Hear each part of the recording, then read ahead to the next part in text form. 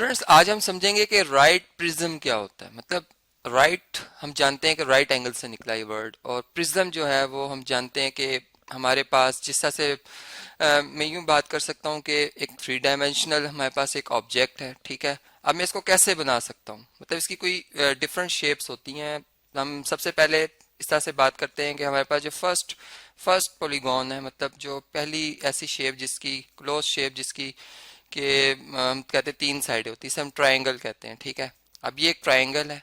अब ये प्रिज्म नहीं है, ठीक है। ये प्रिज्म जो होगा वो थ्री डायमेंशनल होगा, मतलब कि उसमें जो है वो लेंथ भी होगी, ठीक है। जिस तरह से एक रूम में अगर हम देखें, इसमें ब्रेथ भी होगी इस तरह से, ठीक है, और उसमें हाइट भी होगी। मतलब ये तीनों म्यूचुअली परपेंडिकुलर डायमेंशंस होती हैं।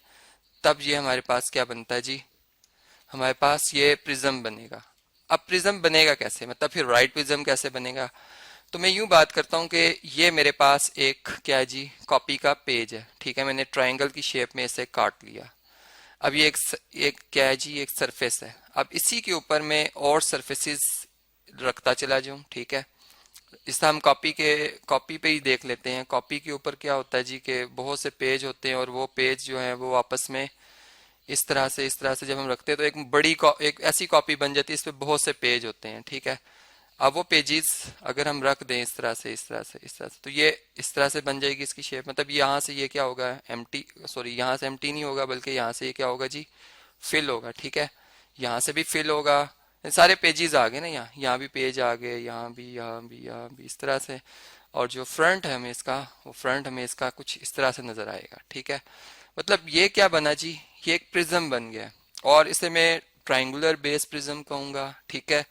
या इसको मैं सिंपल ये कह सकता हूं कि ये मेरा क्या है, ट्रायंगुलर प्रिज्म है, ठीक है। अब ये ट्रायंगुलर प्रिज्म राइट प्रिज्म कब बनेगा, मतलब राइट एंगल्ड, इसमें राइट एंगल किस वजह से हम कहेंगे, ठीक है। अब ये हमारा एक क्वेश्चन है। अब आप देखें कि इसकी बेस हमने ये बनाई थी, ठीक है, जो कि ये अब चूंकि ऊपर जब हमने इसे बनाया तो वो थोड़ी सी शेप इसकी तब्दील होती चली गई, ठीक है। अब यहाँ से इसको मैं इसको रेस करता हूँ कि यहाँ से हमें समझ आ जाए, क्योंकि बहुत ज़्यादा लाइंस मैंने ड्रॉ कर दी हैं, तो वो बात जो है वो थोड़ी सी समझ नहीं आती, ठीक है। अब ऐसा है कि ये हमें जो है वो यहाँ से नज़र आ रहा है कि ये बेस थी, ठीक है। और एक एक लेयर हमें ये नज़र आ रही है, मतलब ये भी ट्रायंगुलर प्लेन ही है, ठीक है। ये क्या है जी, ट्रायंगुलर प्लेन है। एक सरफेस ऊपर है और एक नीचे है। इसको मैं यहाँ से इस तरह से ये शेड कर दूँ। ऐसा आप ये देखें कि आप जिस तरह कोई प्रिज्म, जिस हम शीशे के ही देख रहे होते हैं, प्रिज्म ऊपर वाली सरफेस हमें इस तरह से नजर आ रही होती है, नीचे वाली सरफेस इस तरह से नजर आ रही होती है, ठीक है। तो अब ये दोनों जो प्लेन्स हैं ये बेसिकली ट्रायंगुलर प्लेन है, ठीक है जी। इसे मैं क्या कहूँगा, ये ट्रायंगुलर प्लेन है, ये भी हमारे पास ट्रायंगुलर प्लेन है। अब इनके ये जो यानी हम ये कह सकते हैं जो रेक्टेंगल्स हमें नजर आ रहे हैं, कौन कौन से रेक्टेंगल्स नजर आ रहे हैं जी। एक ये फ्रंट से नजर आ रहा है हमें रेक्टेंगल इस तरह से, ये देखें इस तरह से। ये इसको मैं इस तरह से शेड कर देता हूँ, ये फ्रंट नजर आ रहा है हमें, ठीक है। अगर इसको और जो ऊपर वाली सरफेस है या नीचे वाली सरफेस इसके साथ देखें तो ये 90 का एंगल बना रहे हैं, ठीक है। मतलब ये कौन सा एंगल बना रहे हैं, राइट एंगल, ठीक है। इसी तरह अगर मैं ये देख लूं इस तरह से, इस यानी रेक्टेंगल को हम छोड़ देते हैं, हम इस रेक्टेंगल की बात कर लेते हैं। ये भी तो एक रेक्टेंगल बना हुआ है हमारे पास, ये देखें।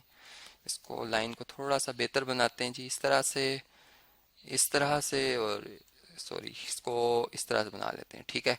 तो अब इसमें आप देखें कि ये भी हमारे पास क्या है जी, 90 का एंगल बना रहा है। मतलब जो सरफेस के साथ, प्लेन के साथ ये वाला जो कह सकते हैं रेक्टेंगल है, ABCD, ये क्या बना रहा है जी, परपेंडिकुलर है, राइट एंगल। इसी तरह ये भी बना रहा है। मतलब कि हम इसे अब राइट जो है वो प्रिज्म कह सकते हैं, ट्रायंगुलर प्रिज्म कह सकते हैं। और इसका रीजन आपको पता चला इस वजह से कि इसमें जो ये हमारे पास ये जो सरफेस बन रही है, ठीक है, इसको अगर हम देखें इसे लेटरल सरफेस कह रहे हैं हम, ठीक है। लेटरल सरफेस जो है ये वाली, ठीक है, ये वाली जो है ये परपेंडिकुलर आ गई है इन दो पैरेलल प्लेन्स के। ये प्लेन और ये ट्रायंगुलर प्लेन जो है ये दोनों आपस में क्या है जी, पैरेलल हैं, ठीक है। तो इस वजह से हम कहेंगे कि ये क्या है जी, ये इस वजह से राइट एंगल्ड जो है वो या राइट प्रिज्म है, ठीक है।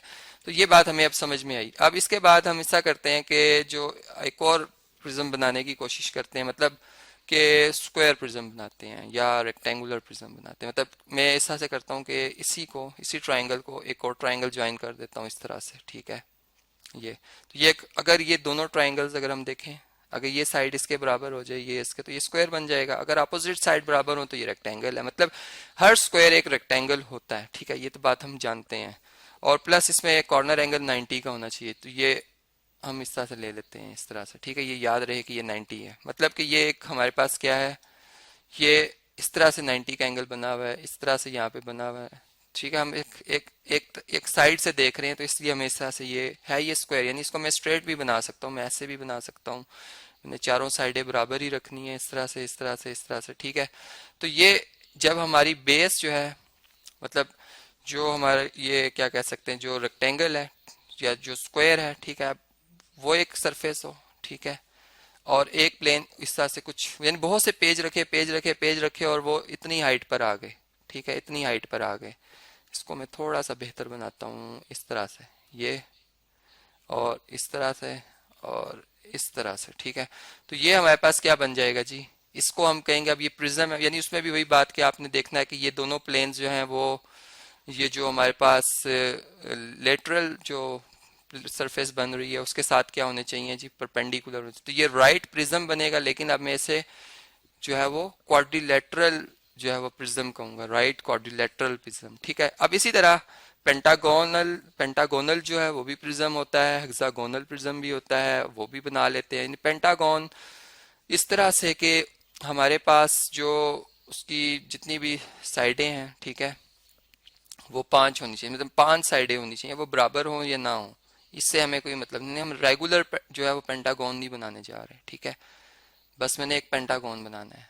अब ये जो, अब देखें इसमें एक जो पिछले भी मैंने सारी बातें की हैं कि एक ही पेज को मैं दूसरे पेज के ऊपर, यानी कॉन्गुरेंट है, अगर हम सिंपल वर्ड्स में कहें तो कॉन्गुरेंट है। कॉन्गुरेंट का मतलब होता है सेम शेप सेम साइज, ठीक है, तो ये कॉन्गुरेंट है। तो इस तरह से अगर आप देखें तो ये एक प्रिज्म अगर इस तरह से हम बना लें, इस तरह से बना लें, इस तरह से इस तरह से, तो ये जो प्रिज्म बनेगा इसे हम क्या कहेंगे कि ये कौन सा प्रिज्म है जी, ये पेंटागोनल प्रिज्म है। और इसमें जो क्रॉस सेक्शन है, क्रॉस सेक्शन मतलब एक जैसा सर्कल है, ठीक है, तो सर्कल में ये दायरा बना है, ये क्या है, क्रॉस सेक्शन, मतलब ये टोटल जो इसके इस बाउंड्री में है, ठीक है। तो इसका क्रॉस सेक्शन क्या होगा, मतलब कि अगर मैं इसमें से एक पेज निकाल लूं, एक पेज जो मैंने इसमें रखा हुआ था 50वें नंबर वाला पेज, 100 पेज थे, 50वें वाला मैंने निकाल दिया, तो वो यानी सारे पेज जब कॉन्ग्रुएंट रखे हैं तो कोई भी पेज निकालेंगे उसका जो साइज होगा, उसकी जो शेप होगी वो क्या होगी जी, सेम होगी। मतलब क्रॉस सेक्शनल जो उसका हम कह सकते हैं एरिया है वो क्या होगा जी, वो सेम होगा। तो इसलिए यूनिफॉर्म, जैसे सिंपल वर्ड्स में मैं कह सकता हूँ यूनिफॉर्म क्रॉस सेक्शन, तो इस वजह से ये राइट प्रिज्म बना है। मतलब अगर ये नॉन यूनिफॉर्म होता तो फिर जारी बात है कि वो परपेंडिकुलर वाली बात ना आती। तो फिर इस तरह से हमने देखा कि हमारे पास जो है वो राइट प्रिज्म क्या होता है और सिंपल यानी जो प्रिज्म है उसकी क्या डेफिनेशन है।